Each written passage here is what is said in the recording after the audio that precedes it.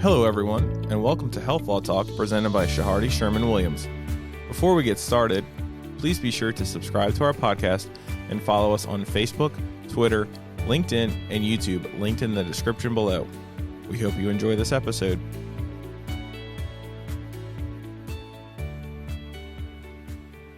All right. Good morning, everyone. This is Shahardy Sherman's Health Law Talks here with another episode. And in the studio today, we have a lot of different folks here.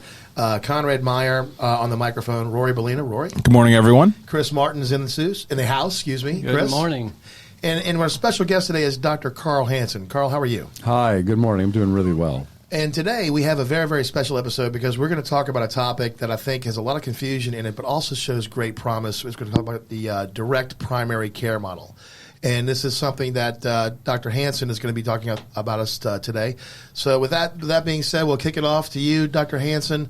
What is the direct primary care model? What is that? The direct primary care model is the return where the physician and the patientship maintain the exclusive relationship. It's where the physician is not part of any insurance agency, does not collect money from insurance companies or government agencies, but instead has a contract exclusively and directly between themselves and the patient. The direct primary care model is typically something that the physician enters into with the patient. Sometimes employers can be involved, but it is returning back to the basics. So, Dr. Hanson, how did you get into this? Have you always been, an advocate or operating under direct primary care, or did you start in a traditional model? If you can give us a little background of your practice, post med school and residency. Sure. In residence, when I've completed residency, I worked for an employer for a multi-specialty clinic for about 2.5 years. Then I went into solo practice, and I maintained that typical insurance model-based practice for many years until 2016. When it became possible in Louisiana to change my model from an insurance-based practice to a direct primary care model. So 2016 is actually when I started my Infinity Health direct primary care practice.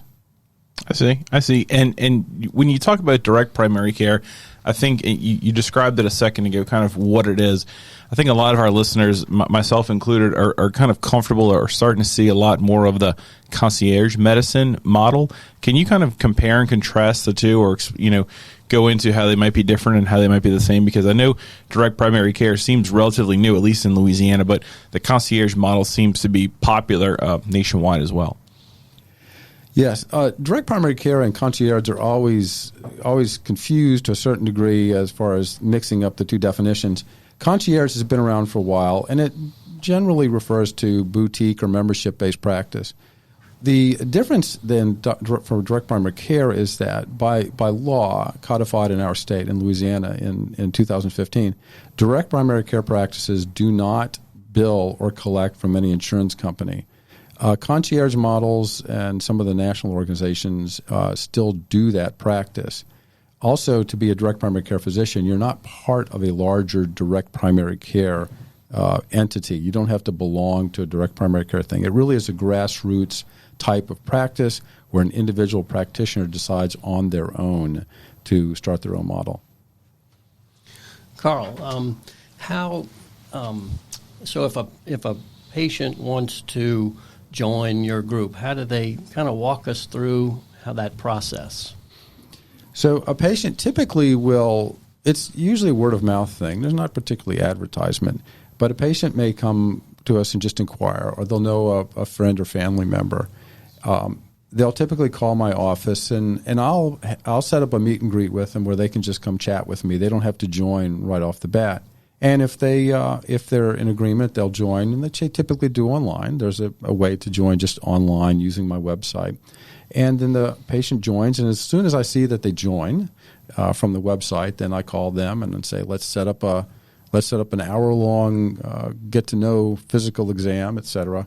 So a patient can join on their own. They don't have to clear it with me first or anybody. They can make the decision totally on their own. Right. And you mentioned that you started more in the traditional model, out of med school and residency. What made you want to make this switch to this direct primary care model? Oh, that's a lot of factors. The primary factor was I always felt that that contracting and collecting from commercial insurance companies and Medicare, et cetera, felt rather greasy.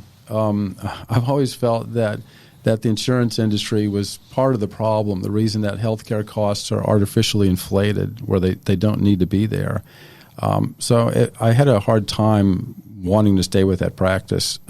The other reason was because a direct primary care model, you don't use CPT codes or ICD-9 or ICD-10 codes. You don't have to send claims to insurance companies. Often a physician's practice, 50% of it is doing administrative things under the old model. What we wanted to do as a direct primary care physician is we want to get back to 100% of our time spent on patient care, not 50%. Patient deserves 100% of our time, not only half of it. And so basically we're cutting out, it looks like from what you're saying, Dr. Hanson, is that we're cutting out a lot of expenses on the practice if you go this model of the back office work that you would on the claim side. And so from that standpoint, you would be saving revenue or from removing those expenses. Is that correct? Correct. You're saving expenses. You're reducing your overhead, the whole billing collection part of it. But possibly more importantly, and I would say more importantly, your time distribution now improves. You're not wasting time doing those tasks which have nothing to do with making somebody better. Because especially as a primary care physician, that's all we want to do is take care of patients. We don't want the administrative hassle, which is essentially artificially imposed on us. So let me ask you this question. So just from a model standpoint, patient comes to see you, they sign up for DPC, and now they're part of your panel, if you will. What happens in terms of when you need to refer out for specialist care? How does the DPC model work in conjunction with, for example, a POS plan, a point of service plan versus a strict HMO plan? How do those work? So if they have to see a specialist somewhere else, how does it work with DPC? For a person joining my practice, that person is likely to have insurance anyway. Now, I have a large number of patients who have joined me who have no insurance whatsoever. Okay. So if you have insurance, membership in my practice does not change their benefits. So if I need to refer an insured patient who's a member of my practice to a cardiologist, they go to a cardiologist, and then the cardiologist deals with their insurance. If I send them for x-rays, as long as that x-ray facility is in network with their insurance, then they're fine. So it doesn't change anything I do as far as referrals or access to other facilities. So it's seamless. Correct. Interesting. Yeah, that's always a concern with patients, that if they join my practice, will their insurance benefits be compromised? And that's never been the case. A patient has a right to see whatever physician they want to see. So you don't see this as a model to replace the insurance, the traditional insurance system, or kind of to work, side by side with it? The ultimate goal, in my mind, would be to replace the insurance-based system at the primary care level. As somebody who delves into insurances a lot, I can see where the insurance-based system is responsible for elevation of healthcare charges, and patients suffer because of that. I think from a primary care physician, it's easier for us to do a direct primary care model as opposed to certain subspecialists. So primary care, family medicine, et cetera, would be the classic specialty to engage in direct primary care.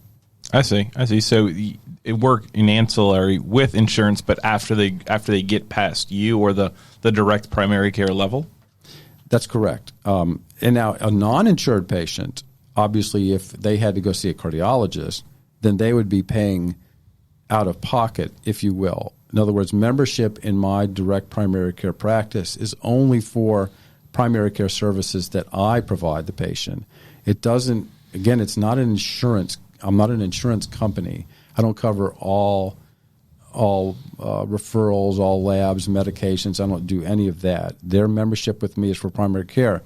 However, being a member of a direct primary care practice where the physician has more time to help understand, listen, take care of the patient, tends to make it where referrals are less often, that we don't wait for patients to get into a more dire strait where they need some sort of urgent care, et cetera.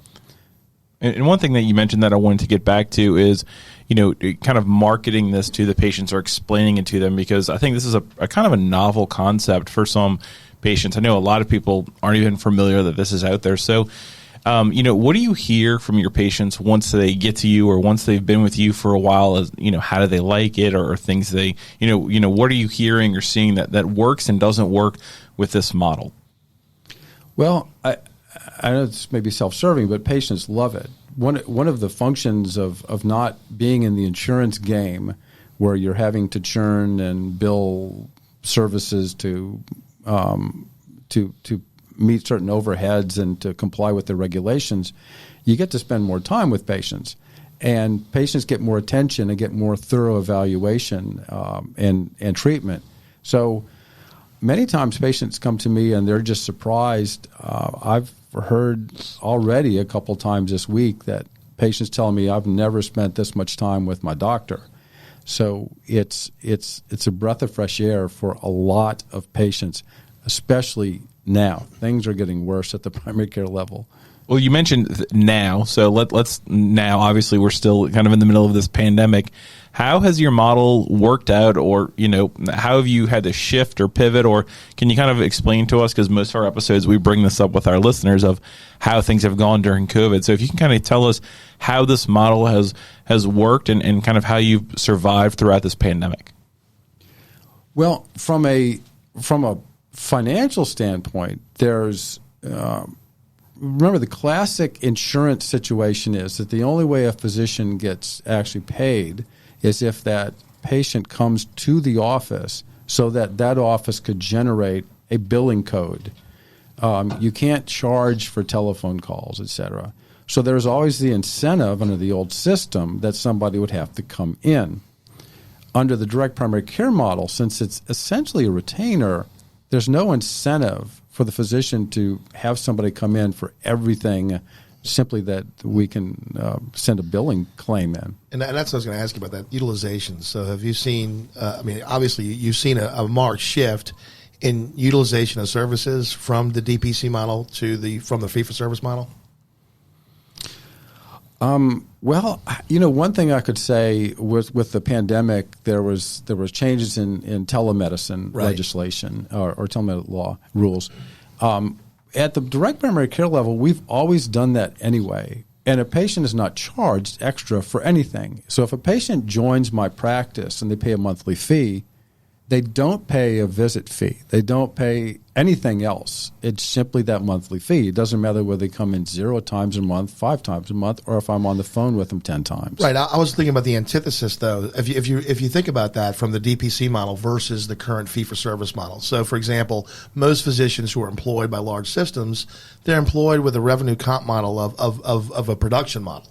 What they eat, what they kill. So, in other words, in order to make a higher return, excuse me, you need to generate more production. So you drive up utilization. So on DPC model, it's not that at all. It's a capitation model, or from a capitation standpoint, like you said. So I think I'm asking you the difference between the two. So have you seen the utilization, I guess, drop from when you were in the traditional model back years ago before DPC?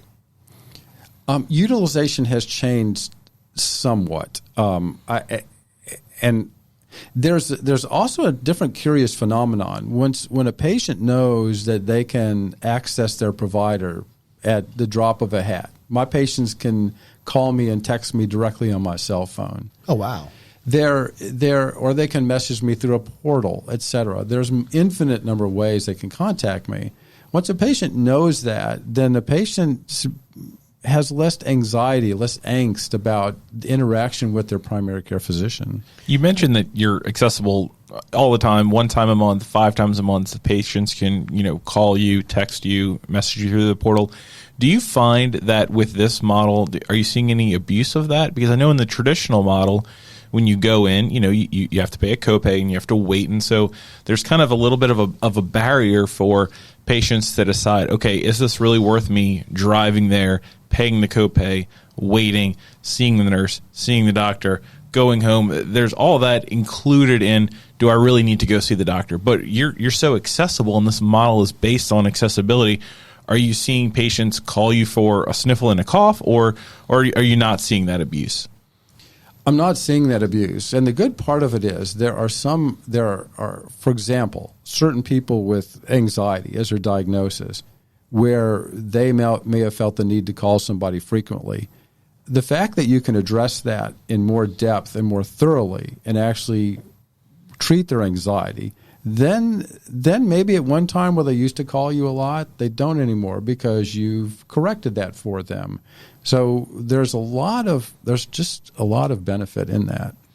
One of the things it strikes me, Dr. Hanson, is what you said about the proactive treatment of patients. In other words, a lot of our health system is reacting or treating something that's already happened. It sounds like when you get to spend this kind of time with a patient, you can prevent a lot of bad things from occurring.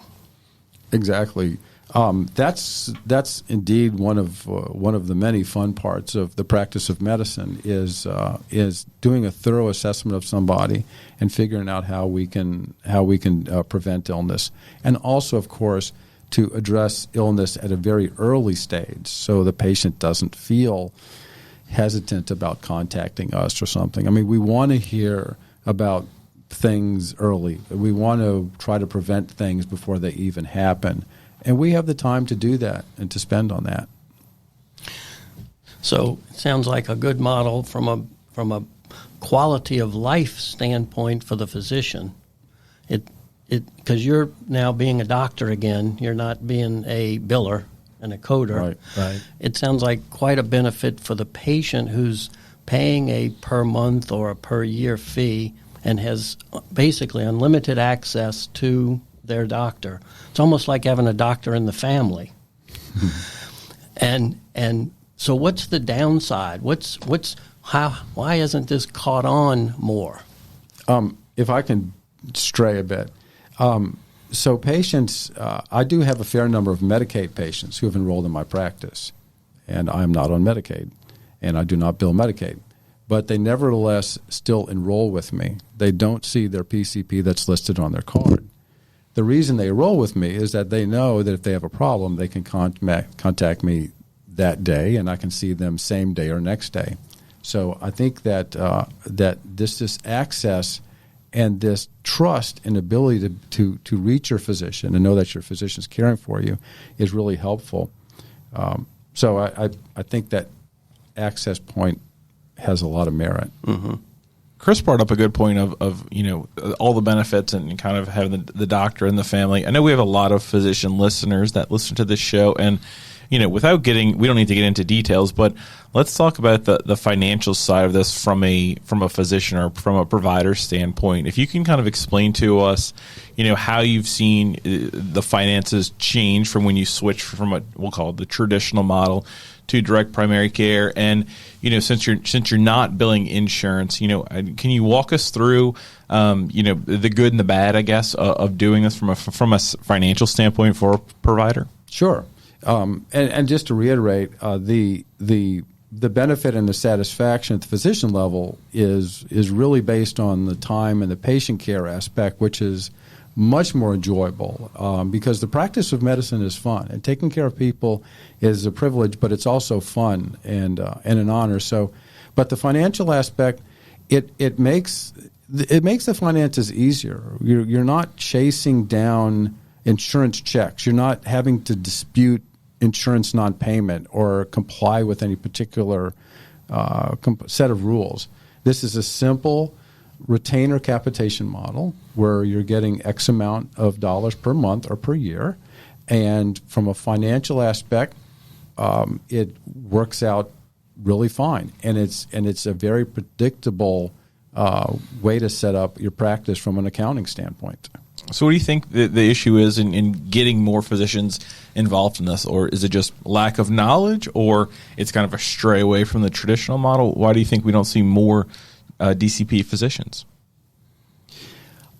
Physicians in general have the amount of solo practitioners has been declining. And solo practitioner, to be repetitive, this is a grassroots model. This direct primary care is not a national organization. Nobody recruits us. This is direct primary. These are primary care physicians who are getting fed up with the time that's being stolen from them and their patients, that's being fed up with the unnecessary administrative burden. So those physicians are being driven away from that time consumption part and are seeking to return to patient care. That is the primary motivation. So again, this is not, there's no national organization. This is grassroots. So if you have fewer solo practitioners, then there are going to be fewer available who are willing to convert. I've always tried to get new residency graduates to adopt a solo practice. Solo practice in general is a little more difficult these days because of all the burden that these residents see when they get out. It becomes very unattractive. Plus, a lot of residents these days have a much higher school debt load. That's exactly what I wanted to jump into. I was thinking myself, one of the barriers that you must face is that you're trying to recruit other physicians into this model. You've got physicians that have, probably have undergrad loans, med school loans, been living on loans throughout residency, and when they get out, they're being recruited by these big systems that are going to give them sign-on bonuses, relocation bonuses, possibly loan repayment, guaranteed salary for a few years. And they jump into that big system and they get used to, as of right now, the fee-for-service model, and they might not know any better. That they might think that is the practice of medicine, the kind of where it's 50% patient side and 50% billing and administrative. Right. It's the classic Stockholm syndrome. Somebody joins an organization like that, and their scope of practice narrows. They become trained that they're, as Conrad has pointed out, just going through the production model. Right. The big contracts that these residents get coming out don't last long because they transition to a production model fairly quickly. And so the focus is not the patient care. The focus is productivity, and that's never good. So let me ask you this, Dr. Hanson. So let's kind of get into the nuts and bolts of setting up a DPC. I know that we talked about earlier, before we got on the show, actually, the regulatory issues involved. In fact, now that the legislation is in place, the statutes are in place that don't make this model an insurance type company, so we can forget about that. We don't have to worry about collecting monthly fees and being considered, like you said, an insurance plan. Mm-hmm. Can a physician who wants to start this, instead of going full throttle, right, can they do 1 foot in, 1 foot out? Maybe have a DPC model for maybe a panel or smaller panel of patients while still doing traditional fee-for-service? Or do they have to totally convert to a DPC model? Is this something that someone can ease into, or do they have to go all in? From a psychological standpoint, you're leaving the insurance model, which let's say is a poisoned model, which is contributing to some of the demise of healthcare. It's unlikely that you're going to want to have your foot in both pools. It is better to go ahead and make the complete transition. However, from a practical standpoint, there are issues where physicians do keep, for example, they may stay on Medicare while they're building up their commercial direct primary care practice. That can be done. It's a little tricky from a legal and a compliance standpoint, but it can be done. And I myself was actually part of that for a little while before I transitioned fully. And the reason I ask that is because some might have a fear, right? The Stockholm syndrome you're talking about, they've been conditioned on the RVU production. They're conditioned on this base salary. So switching the risk, which is a risk-averse model under fee-for-service, right, to a capitated model might seem a little scary. So that's why I asked 1 foot in, 1 foot out, or go all the way in. Right. I think that if you're already in solo practice with a fairly sizable panel, right, then I think you could feel very assured that transitioning to a direct primary care model that a significant amount of patients will follow you. I think across the board we see that. So if you already have an established practice, transitioning to a direct primary care model should be pretty straightforward. And specifically, since we may be talking to some physicians, the direct primary care physician community is extremely helpful. Any direct primary care physician will reach out and just assist another physician to go soup to nuts and just go through the whole process of what is necessary. And we are we're a very cooperative community because we all want to see healthcare return to what it should be. Interesting. What, Dr. Hanson, on that point, describe the scene in maybe the greater New Orleans area and the Louisiana area with direct primary care. Okay, direct primary care in Louisiana so far has, as of November 2021, has about 11 direct primary care physicians, and they're scattered through the state. There's a few in the Shreveport-Bossier area, and there's a few in the Metro New Orleans area, and some in Alexandria and Baton Rouge, et cetera, Lafayette. I have just founded an entity called the Louisiana Direct Primary Care Coalition, which is an organization that just kind of teams us up so that we can be ever more available to other physicians who are considering making the transition, that we can go out and talk to med students, talk to residents, and just show them the light that healthcare and delivering healthcare to patients is enjoyable, and there's a different way to do it than having to fit into the old system.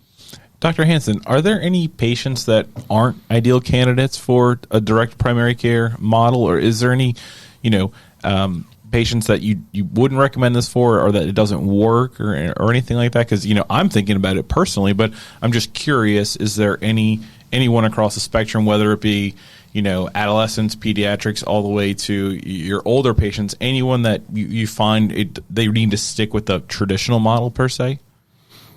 Well, certainly primary care, which would include pediatrics, and we've some in the OBGYN field where it works. Primary care is clearly where it works the best, and that's probably where the focus of the movement needs to be. And I do say it's a movement. Physicians used to be lions and cats, not sheep, and I find that the direct primary care physicians are more attuned to really reforming healthcare and making health access much more available for patients, and to have the physician focus. But so I just say primary care is easier to do it. It is harder because if you have a neurosurgeon, that neurosurgeon is not seeing somebody necessarily through a long continuum. And so a annual membership, if you will, may not work out really well that way. I see. That makes good sense. So when you got your practice started, 'cause I'm sure we've got some listeners that are interested in it. I mean, kind of what are some of the basics, or what are kind of some of the things that a physician would need to do or consider if they wanted to shift to this model? Well, the first thing I would actually say is to reach out to another direct primary care physician. Nationally, a number of us direct primary care physicians got together and formed on our own something called DPC Alliance, and there's a website to that effect. And that is a go-to source for anybody who wants to look at direct primary care. And also, it's not just direct primary care. It helps with physicians who want to just start their own practice, because your solo practice or your small group practice shares a lot of commonality with other types of solo practice, and there's some unique parts of direct primary care, but there's plenty of help out there. And I've always encouraged any physicians that wanted to reach out to me personally to contact me, and I can walk them through the whole process. So you would be a good resource to reach out to if someone wanted to know what was involved as far as administrative and support staff, and what was needed and what is not needed to switch to this model. Oh, certainly. I do that all the time. Where I talk to individuals about what they need to do. Well, Karl, thank you so much this has been a really informative session on direct primary care, and and a different model from the insurance contract model. I know our firm has been involved in setting up some of these practices, and it's not complicated. It's really a couple of contracts, and it's so the setup cost, the administrative process of even setting up this practice is pretty simple, and it's fairly inexpensive. Right, and I would also like to say that for if you're a primary care physician out there that's considering, you can do this with very little overhead. You don't need a lot of square footage. You don't need a lot of bells and whistles. Patients do not care whether or not you have a granite or marble countertop and gold fixtures. What patients want is they want time with their physician. They want access to their physician. So if you provide that, you really can do this on a very, very skinny budget. That's great to hear. That really is, and I think that would resonate with a lot of physicians. So, what's the best way to contact you for our listeners, physicians, if anyone has any questions or comments or wants to consider this model? What's the best way that someone could contact you? Well, there's a couple methods. My practice website is infinityhealth.md. My email, you can email me. I'm at Dr. Karl.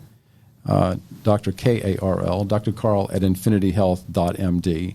And then I also have various phone numbers listed there, too. My office is 504-467-3404. Well, that's fantastic. Well, listen, Dr. Hanson, we want to tell you it's been a pleasure to have you here. I have learned a lot today about DPC. I'm sure Chris and Rory will echo that. And I'm sure our listeners will too. So we want to thank you very much for taking the time to sit in the studio with us this morning and go over the DPC model. Oh, you're welcome. This was really enjoyable, and I was glad to be able to share some of this. That's great. Well, that's going to wrap it up, I think, for us. That's another episode of Health Law Talks here at Shahardy Sherman Williams. We have had a great time here today with Dr. Hanson, and stay tuned. Send us your comments, if you will, on Anchor, and we'll happily read those. Stay tuned for another episode next week, where we will, I'm sure, tackle, right, Rory, something very exciting in healthcare law. Yes, please stay tuned. Everybody have a great weekend. Enjoy.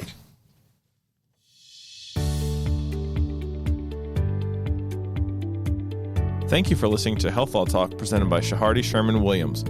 For more information or to contact us, please visit our website linked in the description below. Also, please be sure to subscribe to our podcast and follow us on Facebook, Twitter, LinkedIn, and YouTube, linked in the description below. Thank you for listening.